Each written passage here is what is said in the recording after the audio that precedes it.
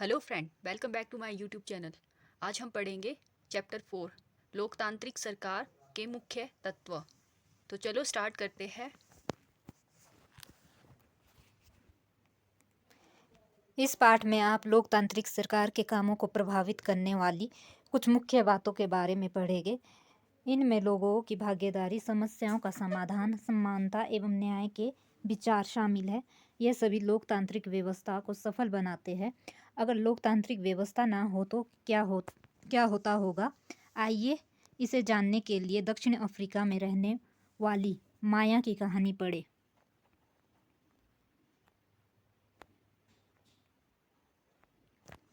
दक्षिण अफ्रीका एक ऐसा देश है जहाँ कई प्रजातियों के लोग रहते हैं।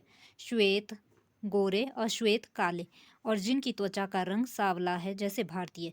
जोहान्सबर्ग में रहने वाली 11 वर्ष की दक्षिण अफ्रीकी लड़की माया नायडू एक दिन पुराने बसों की सफाई करने में अपनी माँ की मदद कर रही थी। उसे एक रजिस्टर स्क्रैप बुक मिला जो अखबार की कतरनों और तस्वीरों से भरा हुआ था। उसमें एक 15 साल के स्कूल जाने वाले लड़के की बहुत सारी तस्वीरें थी। माया ने जब इस लड़के के बारे में अपनी माँ से पूछा तो उसे पता चला कि उसका नाम था हेक्टर पीटरसन। उसको पुलिस ने गोली मार दी थी। माया को बड़ा झटका लगा। उसने पूछा क्यों? माया की माँ ने समझाया कि दक्षिण अफ्रीका पहले रंगभेद कानून से शासित था। रंगभेद का मतलब है त्वचा, चमड़ी के रंग के आधार पर भेदभाव करना। दक्षिण अफ्रीका की प्रजातियां इसी आधार पर अलग अलग समूहों में बटी हुई थी।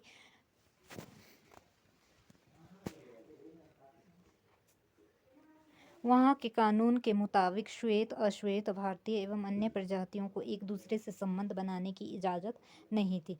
विभिन्न प्रजातियों के लोग ना तो एक दूसरे के आसपास रह सकते थे और ना ही आम सुविधाओं का इस्तेमाल कर सकते थे। माया को अपने कानों पर विश्वास नहीं हो रहा था। रंगभेद कानून के तहत जिस तरह का जीवन था उसके बारे में बताते हुए माया की माँ की आवाज़ में बड़ा गुस्सा था। उन्होंने बताया कि श्वेत और अश्वेत लोगों के अस्पताल अलग होते थे और अस्पतालों की गाड़ियाँ भी। श्वेत लोगों के लिए जो अस्पताल की गाड़ियाँ थीं वह ज़रूरत के सामानों से सुसज्जित होती थी, जबकि अश्वेत लोगों के लिए जो गाड़ियाँ थीं उसमें सुविधा उपलब्ध नहीं थी। उनके लिए रेल एवं बसें अलग होती थी। यहाँ तक कि श्वेत और अश्वेत लोगों के लिए बस स्टैंड भी अलग होते थे। अश्वेत लोगों को वोट देने की इजाज़त नहीं थी। देश की सबसे अच्छी ज़मीनें श्वेत लोगों के लिए आरक्षित थी और अश्वेत लोगों को खेतों के लिए सबसे घटिया ज़मीन मिलती थी। इससे पता चलता है कि अश्वेत लोगों एवं भारतीयों को श्वेत लोगों के बराबर नहीं माना जाता था। उनके साथ भेदभाव किया जाता था। दक्षिण पश्चिम हिस्से में एक शहर था सुबेटो, जहाँ सिर्फ अश्वेत लोग ही रहते थे। हेक्टर पीटरसन वहीं रहता था। वहाँ के श्वेत लोग अफ्रीकांस भाषा बोलते थे। हेक्टर्स और स्कूल के अन्य विद्यार्थियों पर इस भाषा को सीखने के लिए जोर डाला जा रहा था, जबकि वह अपनी मातृभाषा जुलूल सीखना चाहते थे। हेक्टर्स अपने सहपाठियों के साथ मिलकर अफ्रीकांस सीखने का विरोध कर रहा था। दक्षिण अफ्रीका की पुलिस ने विद्रोह करने वाले इन लोगों को बड़ी बेरहमी से पीटा और भीड़ पर गोलियां बरसाई। उनमें से एक गोली हेक्टर्स को लगी और वह मारा गया। यह 16 जून 1976 की घटना है। अफ्रीकी राष्ट्रीय कांग्रेस और उनके जाने माने नेता नेल्सन मंडेला ने भेदभाव के खिलाफ बहुत लंबे समय तक संघर्ष किया। अंततः 1994 में उन्हें सफलता मिली और दक्षिण अफ्रीका एक लोकतांत्रिक देश बना। तब से सभी प्रजातियों के लोगों को बराबर माना जाता है।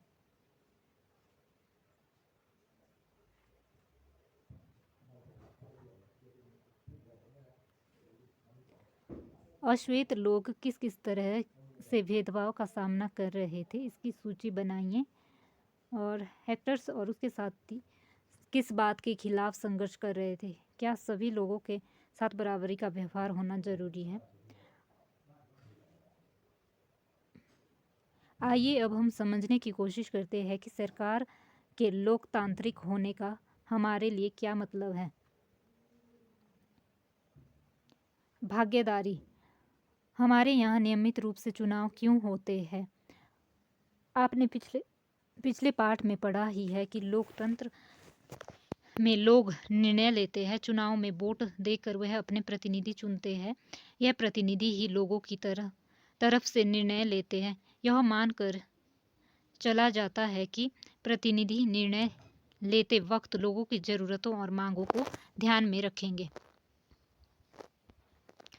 सभी सरकारों को एक निश्चित समय के लिए चुना जाता है। भारत में यह अवधि 5 वर्ष की है। एक बार चुने जाने के बाद सरकार 5 वर्ष तक सत्ता में रहती है। सरकार का फिर से सत्ता में बने रहना तभी संभव है जब लोग उसे बार बार चुनें। चुनाव का समय लोगों के लिए एक घड़ी है जब वह लोकतंत्र में अपनी ताकत को महसूस करते हैं। इस तरह से नियमित चुनाव होने से लोगों का सरकार पर नियंत्रण बना रहता है। भागीदारी के अन्य तरीके। चुनाव 5 वर्ष में एक बार होते हैं। वोट देने के अलावा लोकतांत्रिक सरकार के निर्णयों और नीतियों में लोगों के भाग लेने के और भी कई तरीके हैं। लोग सरकार के कार्यों में रुचि लेकर और उनकी आलोचना कर भी अपनी भागीदारी निभाते हैं।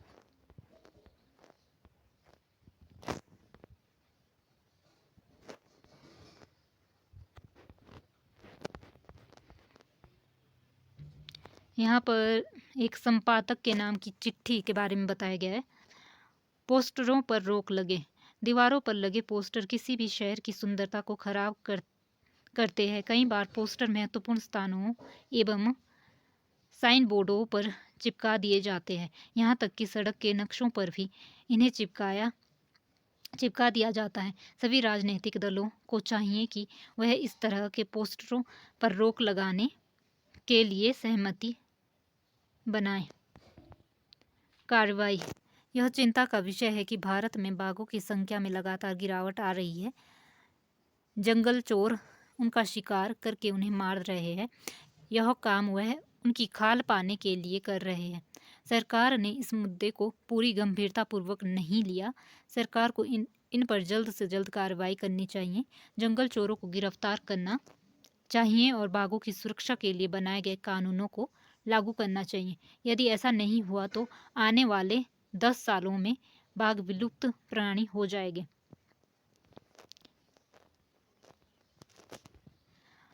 अगस्त 2005 में जब एक खास सरकार ने बिजली का किराया बढ़ा दिया था तो लोगों ने अपना विरोध बहुत ही तीखे रूप में व्यक्त किया। लोगों ने जुलूस निकाले और हस्ताक्षर अभियान चलाए। सरकार ने अपने निर्णय के बचाव में तर्क दिए, लोगों को समझाने की कोशिश की, लेकिन अंततः उसे लोगों की मांग माननी पड़ी और बिजली के बढ़ाए गए दामों को घटाना पड़ा। सरकार को अपना निर्णय बदलना पड़ा क्योंकि वह आम जनता के प्रति जिम्मेदार है।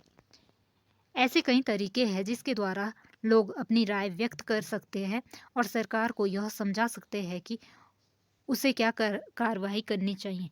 इन तरीकों में धरने, जुलूस, हड़ताल, हस्ताक्षर अभियान आदि शामिल है। इसके जरिए जो बातें गलत है और न्याय संगत नहीं है उन्हें सामने लाया जाता है।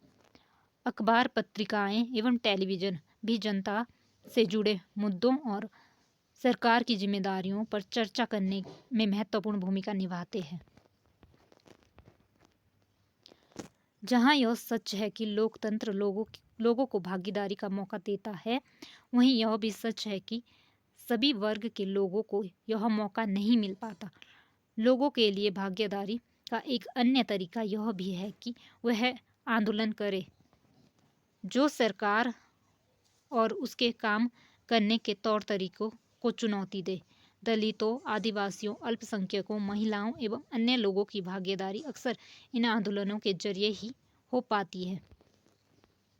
अगर देश के लोग सजग हैं और इस बारे में रुचि लेते हैं कि देश कैसे चलाया जाता है, तो उस देश की सरकार का लोकतांत्रिक स्वरूप और भी मजबूत होता है।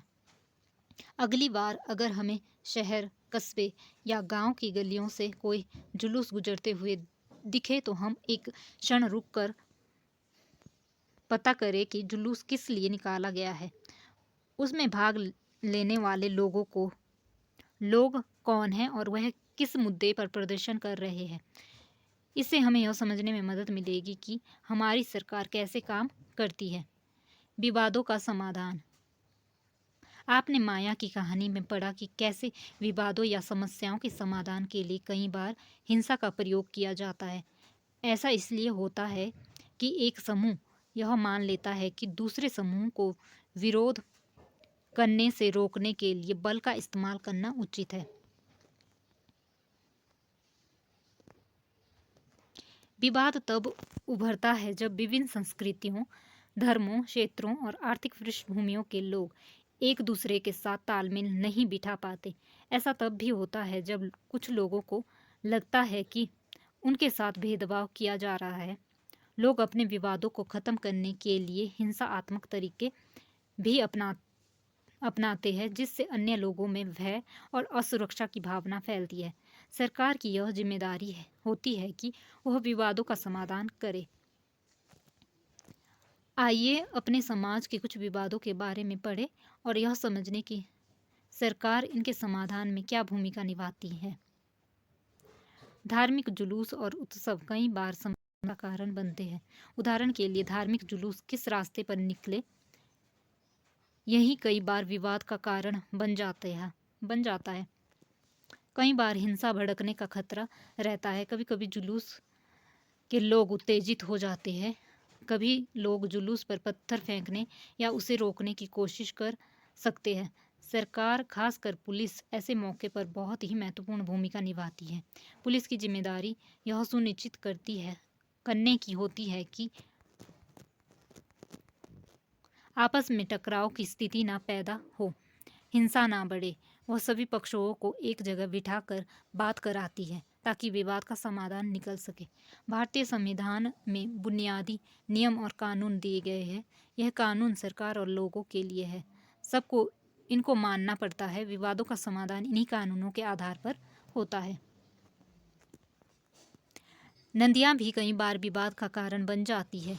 कुछ नदियाँ एक से अधिक राज्यों से होकर बहती है।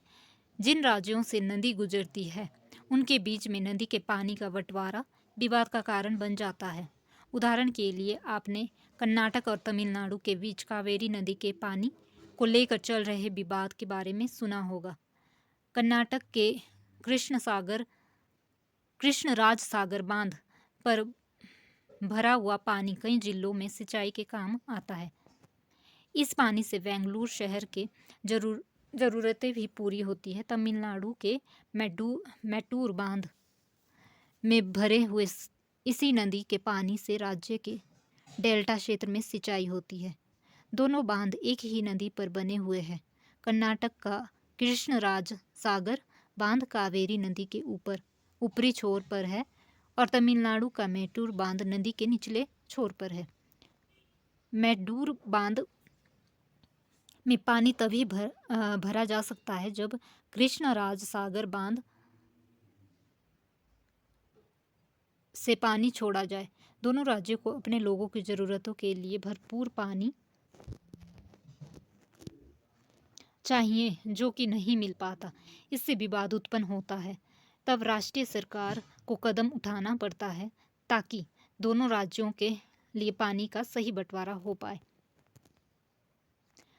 समानता एवं न्याय लोकतांत्रिक सरकार के मुख्य विचारों में से एक है उसका न्याय एवं समानता के प्रति वचनबद्ध होना। न्याय एवं समानता को एक दूसरे से अलग नहीं किया जा सकता।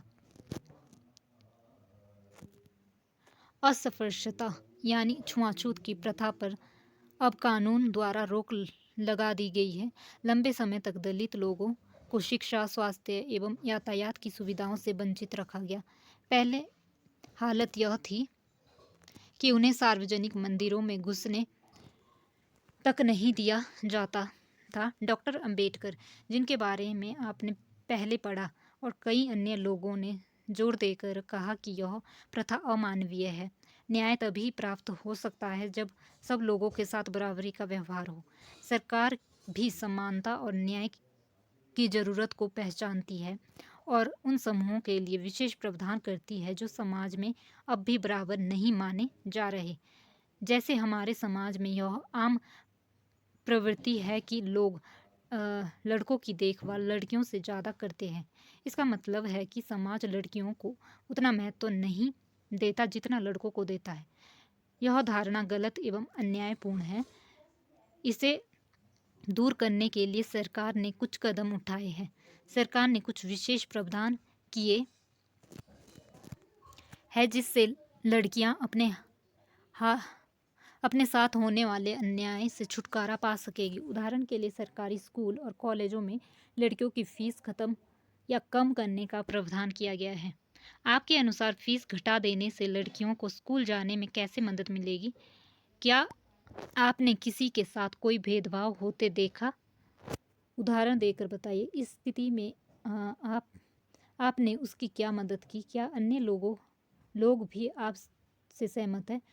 जो लोग भेदभाव कर रहे हैं उन्हें आपने कैसे समझाया? Thank you.